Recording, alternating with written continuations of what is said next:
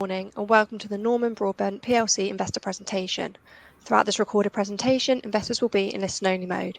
Questions are encouraged and can be submitted at any time via the Q&A tab situated on the right-hand corner of your screen. Simply type in your questions and press send. The company may not be in a position to answer every question it receives during the meeting itself. However, the company can review all questions submitted today and publish responses where it's appropriate to do so. Before we begin, I'd like to submit the following poll, and I'd now like to hand you over to Kevin Davison, CEO. Good morning, sir. Thank you very much, Lily. Good morning, everybody, and we're delighted to be presenting Norman Broadbent's full year 25 interim results to you today. With you from Norman Broadbent, you have myself, Kevin Davidson. I've been the Chief Executive since September 2021, and Meher Malik, who joined as CFO in early 2023. We're delighted to be updating you on a very strong set of numbers and to update you on the successful turnaround of the business. We'll also cover our views on outlook and how, with the turnaround delivered, we're looking forward with real confidence, excited about the opportunity we have to scale our business.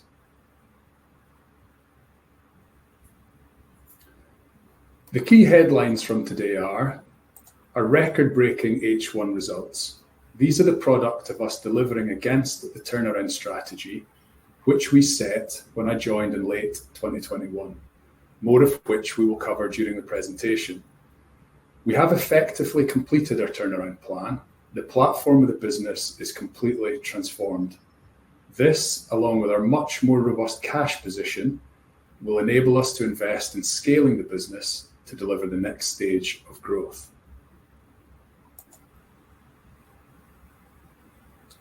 So, for those of you who are less aware of the brand, Norman Broadbent is the oldest UK headquartered executive search firm with over 45 years of rich heritage. We serve clients globally across 79 countries to date. In recent years, we focused our efforts back on building the core of executive and non-executive search, whilst also still providing a broad range of related leadership advisory services, covering interim management, leadership assessment, development, and broader research and insight services. It's also worth noting that we're the only UK listed executive search firm. And for anyone less familiar with the model, unlike general staffing and recruiting businesses, all of our work is at the senior end of organisations. Our executive search work, which represents the bulk of our revenues, is all retained, with our fees being paid in 3 stages. Firstly, at project instigation, then at delivery of shortlist, and finally upon placement. This provides us with some visibility of future revenue streams and ensures that our resources are committed to commercial projects.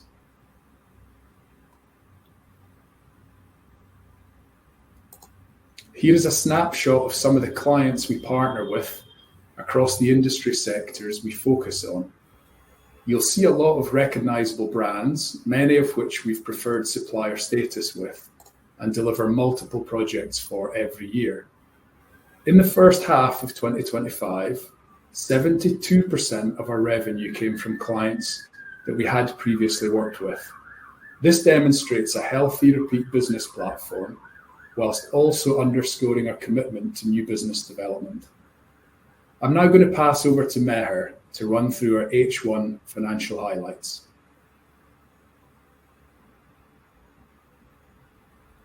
Thanks, Kevin. Our results for the half year were in line with the trading update issued in July. We are proud of these numbers and that the team can see the results of their hard work reflected in this performance. As these graphs demonstrate, there is a long-term trend of improvement in our financial KPIs, and the results represent our best half-year financial performance. Our net fee income was 6 million, which is 34% up year on year and almost double the NFI from half-year 2022. Executive search NFI, which represents a core part of our business, was up 36% year on year, and it was pleasing to see interim revenue increase by the same period by 20%. To have delivered this growth in the current market environment is testament to the quality of our people and the strength of our business model. Our continued focus on operational effectiveness and efficiency, whilst remaining disciplined on costs, along with stronger trading, has translated into positive underlying EBITDA and profit before tax of 0.8 million and 0.5 million, respectively. It is worth noting that the first half benefited from a one-off rates rebate of 0.1 million, which was utilised to make early repayment of the remaining Seaballs loan of 0.1 million. It is encouraging to see the increase in underlying EBITDA, resulting in a strong double-digit margin of 14%, an 1,100 basis point increase from the 3% recorded in the previous year. As Kevin said in his earlier comments, we are also delighted to report a stronger cash position, with net cash excluding lease liabilities of 0.2 million. This is a 0.9 million positive swing from net debt to net cash, and the invoice financing facility was in credit during the period, meaning the company had no outstanding debt excluding lease liabilities as at the end of the half. Net cash generated by operations was 0.3 million, a 1.3 million positive variance year on year, reflecting strong trading and a sustained focus on working capital. On working capital, it's worth noting the progress we have made in reducing DSO out from 60 days in half 1 2023 to 48 days in half 1 2024 to 43 days in half 1 2025. Overall, we have traded well during the prolonged downturn in our markets, and this, along with our focus on strong working capital management, means we are operating with a stronger and cleaner balance sheet and have put the business in a position where it can sustain healthy levels of EBITDA and cash generation.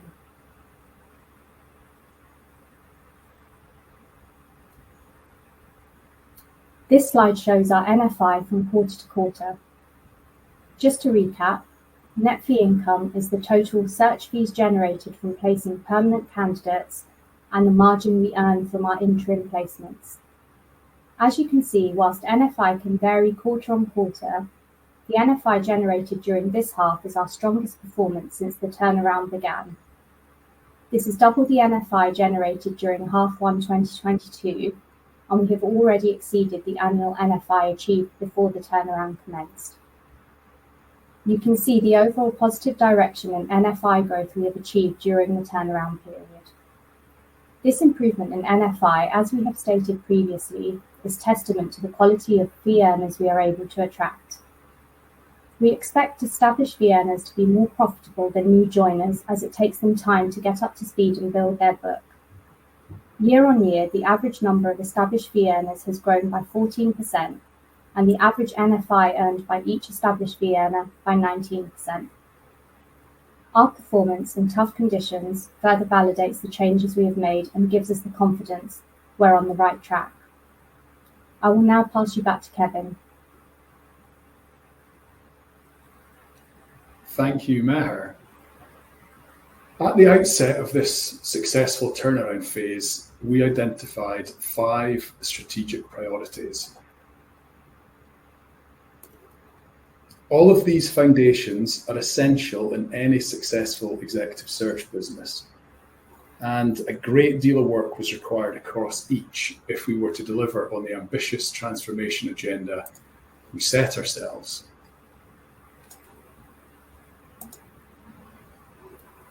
Firstly, our people and culture has and will continue to be the heart of everything we do. This enables us to retain, attract, and develop the best quality people.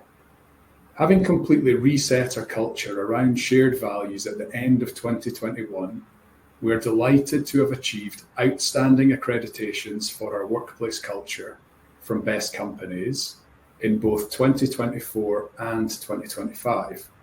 We also ranked in the top 25 best small companies to work for in London, the top 25 best recruitment companies to work for in the UK, and in the top 50 best small businesses to work for in the UK. We have grown overall headcount since the end of 2021 to June 25 from 39 to 59. This includes significant upgrading and restructuring, with only 15 of the pre-transformation team still here. In addition to headcount growth, we have considerably improved the productivity of the team, with income per consultant growing 64% over that period. Our next strategic priority has been brand and market positioning. Like our culture, we have completely transformed the brand and the market positioning of the firm in the past 3 to 4 years. From our logo, website, and all of our marketing collateral through to our thought leadership activities and social media presence, the image of the firm is much more modern, dynamic, and positive than ever before. This, along with the quality of the team, has a direct impact on the seniority of roles we're mandated to work on. Within 18 months of beginning the turnaround process, our average fees per search had doubled and remain at very healthy levels, reflective of our position back at the senior end of the market.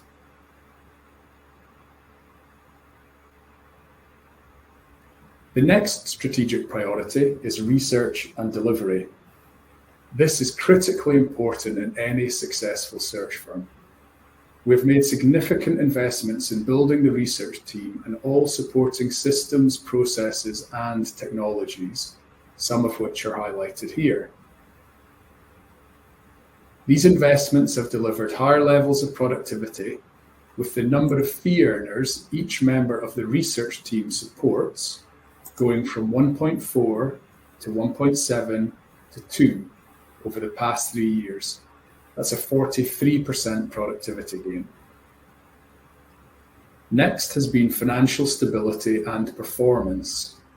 As these results demonstrate, the business is on a fundamentally different financial footing now compared to the beginning of the turnaround period.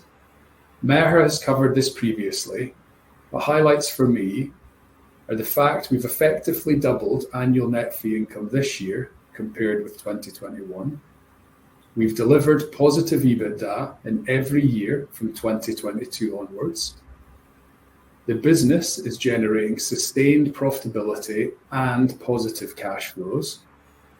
And finally, we've strengthened the balance sheet and repaid all debt, providing us with a platform to invest in growth.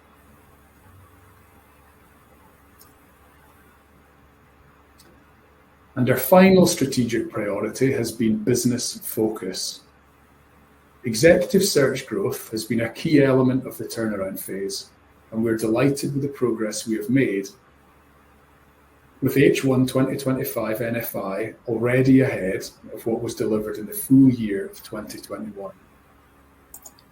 We've also refocused our interim management business, aligning consultants with their executive search sector team colleagues.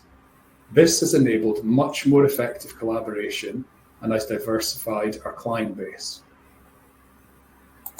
We have successfully re-established a board practice which provides fuel for growth across all sectors as our credibility and influence within the non-executive community increases. And finally, internationalization of the business has significantly contributed to our balanced growth in recent years. We have done this from the UK to date, growing international revenues as a proportion of total from 34% in 2022 to 44% in the first half of 25. To continue to grow international markets, we're delighted to have made our first international hires in 2025, with one based in the United States and one in the UAE.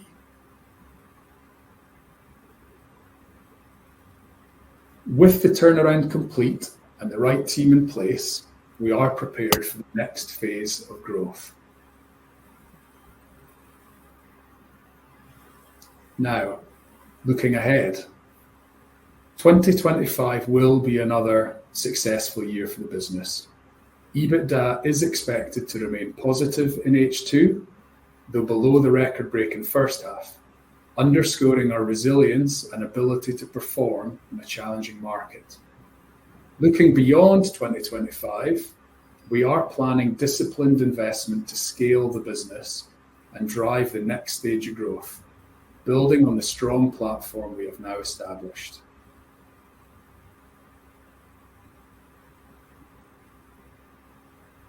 So finally, why invest in Norman Broadbent? Firstly, we have demonstrated what we can achieve in a very depressed market. This has been the longest negative cycle the recruitment sector has seen for 3 decades. Despite continued geopolitical and macroeconomic challenges, we do believe the balance of our business and the quality of our team will enable us to scale and successfully grow in the years ahead. Secondly, we have a somewhat unique and powerful combination of both heritage and modernity. Our brand remains one of the most recognizable in the executive search market, and it's increasingly respected once again at the highest levels of our profession. This brand value helps enormously in both our pursuit of strategic accounts and in our recruitment of talent. It's something our competitors take decades to achieve.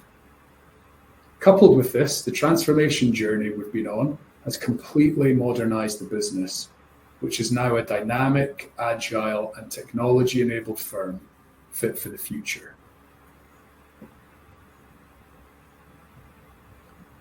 Thirdly, our portfolio is well balanced across sectors, clients, and geographies. We will continue to grow the international mix of our business in a considered way, which will include the US and the Middle East. Despite current market uncertainty in the US, it does represent over 50% of the global executive search sector and is a market rich in opportunity for us, as is the Middle East, with the incredible levels of investment seen across the region.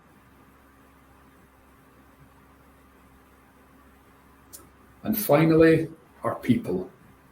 Our ever-expanding team is really what sets us apart.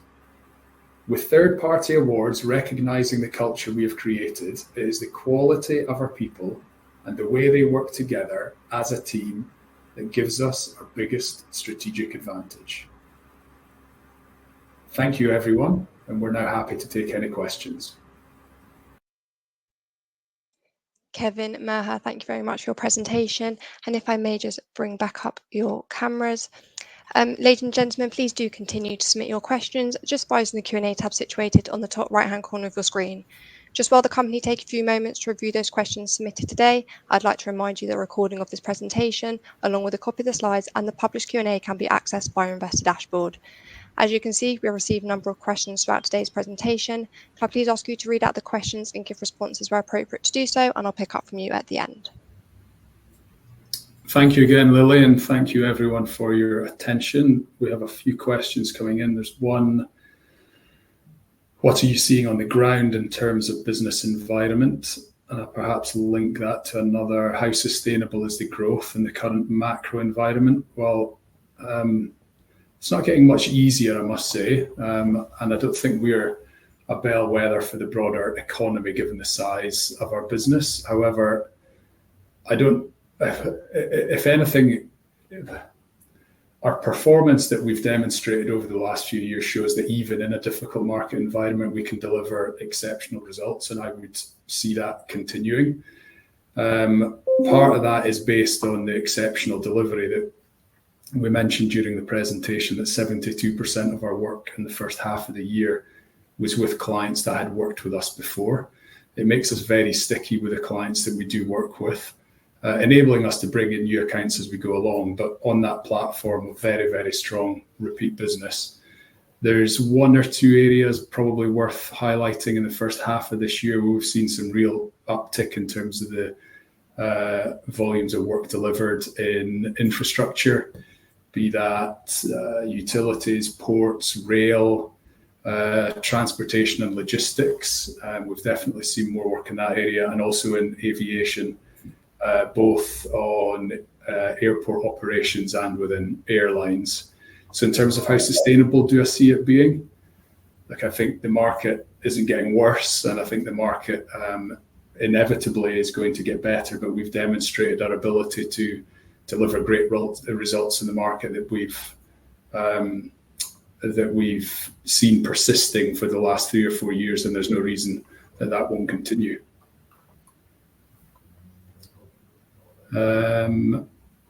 Second question here, what are your expectations for the second half of the year? Look, we remain incredibly positive. I think we stated in our trading update at the end of the half that we came into Q3 with a growing book of contracted revenue. So we do remain very confident in the remainder of this year. We cautioned in our outlook statement to just not annualize H1 because H1 was obviously a record half for the business. But we remain incredibly confident about this year and the future. There is a question here on, let's see. You've repaid debt and the balance sheet is in a good place. You have improved working capital and you're in a better cash position. What's your view on taking on more debt? I'll pass that over to you, Meher, if you don't mind. So I think it's worth sort of reiterating what we said earlier on. The Seabills was 250,000, which we repaid. The final balance of that this year, which was 100,000 left on that. The invoice financing is in credit at the moment, and it was at the end of the half. So we got facilities available to us if we need them. We're generating good amounts of operating cash, so we see ourselves self-funding the growth for the short term and the medium term. But we've got the invoice financing facility if we need to, so I don't foresee us needing to take on more debt right now. Thank you, Meher. There's still a few others here. Notwithstanding improved financial performance, the company's market cap is way below the level needed to attract institutional investor interest, thus contributing to a low valuation for the business. How does the board plan to address this? Well, it's a good question, very good question. We have actually attracted institutional investor interest, particularly over the last couple of years with some new institutional shareholders coming in. We do, however, recognise the small cap nature that we have and the challenges that brings. Hence, our ambitious growth plans and the objective to scale the business through self-funded organic growth, but continuing to look at opportunities for inorganic growth. This is an industry that's ripe for consolidation, and we would like to see ourselves playing a part in that consolidation.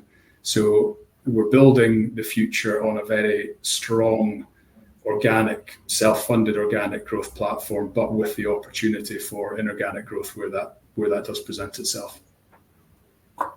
A few other questions here. International fee income increased further as a proportion of group NFI. Do you envisage this trend continuing over the medium term? I would say yes. I mean, in part, as I did indicate, the US is representative of over 50% of the global executive search market. We've served US clients consistently over the past 4 years since I joined. And our momentum is continuing to grow.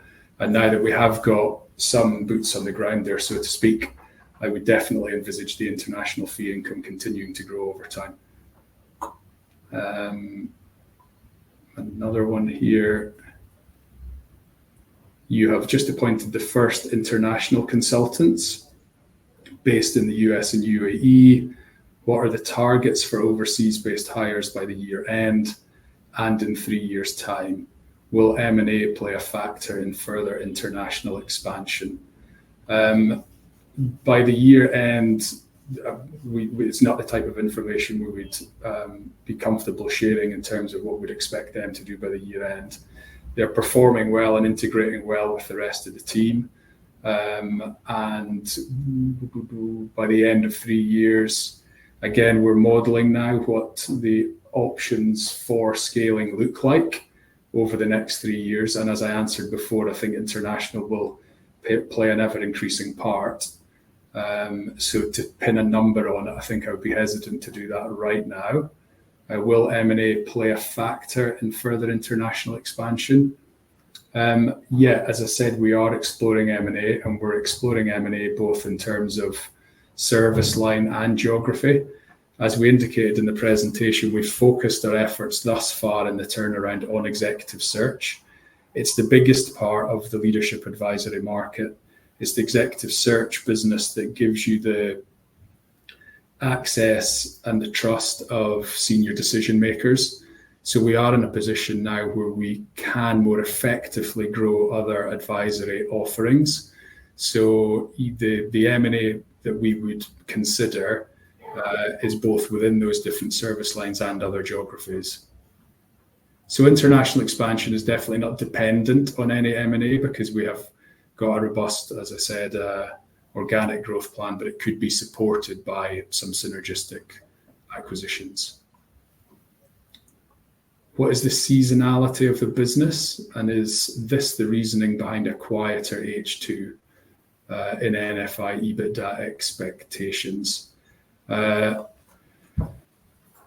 don't think we're necessarily saying quieter. We were just giving a bit of caution to not annualize the record H1 performance. There is a seasonality to the business. As we've said in previous years, our growth isn't linear. You tend to have Q4 is actually the strongest quarter. Q3 can be a challenging quarter with the summer months, but it's not always the case. So yes, there is some seasonality, but the reasoning behind the expectation was just one of caution, given H1 was a record quarter, a record half for us. And we also had 100k of rates rebates in half one that positively sort of impacted EBITDA. And there was a final question, unless any others come in. Can you offer more detail on the scope for the minority activities of the business, interim management and leadership consulting?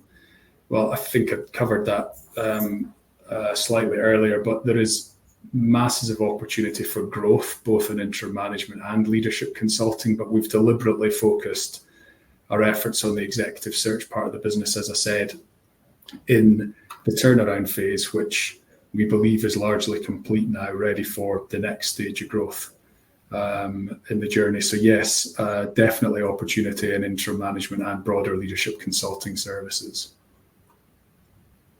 Kevin, Merha, thank you for answering all those questions you can from investors. And of course, the company can review all questions submitted today. We'll publish those responses on the Investor Meet Company platform. Just before redirecting investors to provide you with their feedback, which I know is particularly important to yourself and the company, Kevin, could I please just ask you for a few closing comments? Yes, thank you, Lily. Thank you, Investor Meet Company, and thank you everyone for your attention. We look forward to sharing our progress with you in the months ahead. Thank you very much. Kevin, Merha, thank you for updating investors today. Can I please ask investors not to close this session, as you'll now be automatically redirected to provide your feedback in order that the management team can better understand your views and expectations. This will only take a few moments to complete, and I'm sure will be greatly valued by the company. On behalf of the management team of Norman Broadbent PLC, we'd like to thank you for attending today's presentation, and good morning to you all.